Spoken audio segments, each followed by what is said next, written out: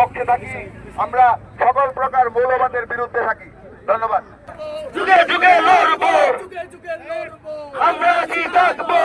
ব্রাহ্মণবাড়িয়া সরকারি অন্নদা স্কুল মাঠে যখন এই প্রদর্শনী আয়োজন করা হয়, কমিটি বন্ধ করে দেওয়ার পায়তারা করেছে। তার প্রতিবাদে আমরা আজকে এই মানববন্ধনে দাঁড়িয়েছি। আমাদের বাঙালি সংস্কৃতিকে লালন করতে আমরা চাই, আমাদের বাঙালি সংস্কৃতিকে সামনের দিকে এগিয়ে নিয়ে যেতে। আজকে আমরা আমাদের উপর যেভাবে বাঙালি সংস্কৃতির উপর আক্রমণ শুরু হচ্ছে, তার প্রতিবাদে আমরা ঐক্যবদ্ধ হয়ে আজকে এই মানববন্ধনের প্রতিবাদে উচ্চারণ করছি।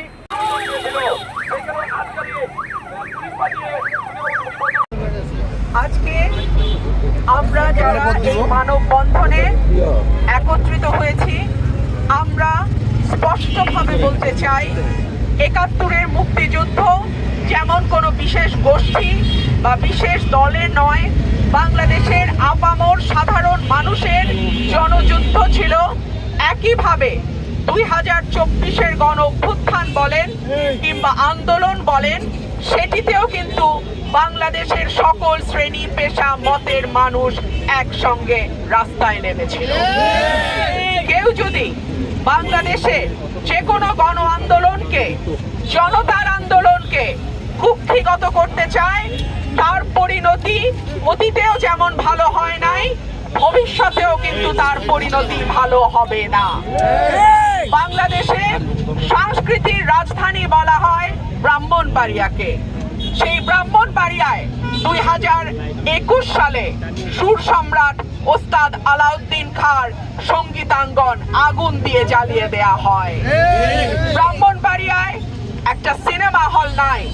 ব্রাহ্মণবাড়িয়ায় কোনো সাংস্কৃতিক প্রতিষ্ঠানকে দাঁড়াতে দেয়া হচ্ছে না। এই কালো নকশা কারা করছে?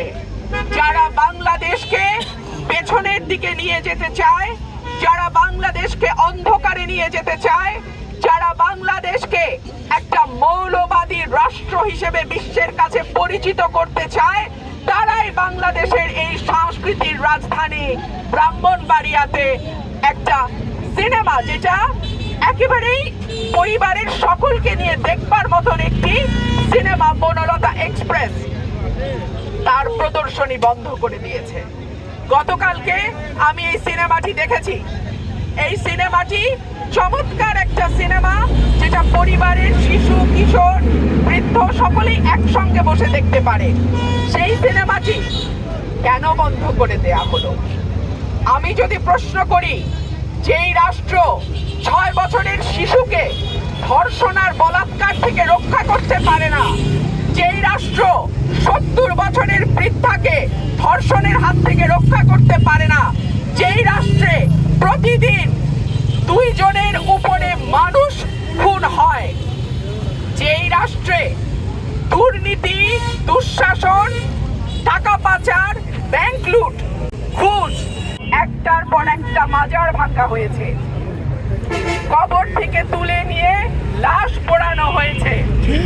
আমরা দেখেছি দক্ষিণ পন্থা বা ডানপন্থা উগ্রবাদের উত্থান, কিন্তু আমার দেশের মাটি তো এমন ছিল না। এই দেশের মাটিতে আজানের ধ্বনি যেমন সুমধুর ধ্বনি আমরা শুনেছি, আমরা বাউল গানও শুনেছি। এই দেশের মাটিতে সকালবেলা যেমন কোরআন তেলাওয়াত শুনেছি, আবার বিকালবেলা হারমোনিয়াম নিয়ে ছোট ছোট বাচ্চারা গান প্র্যাকটিস করেছে, সেটাও আমরা দেখেছি। তাহলে এই বাংলাদেশকে কারা এই বাংলাদেশকে মৌলবাদের ভূমি বানাতে চায়?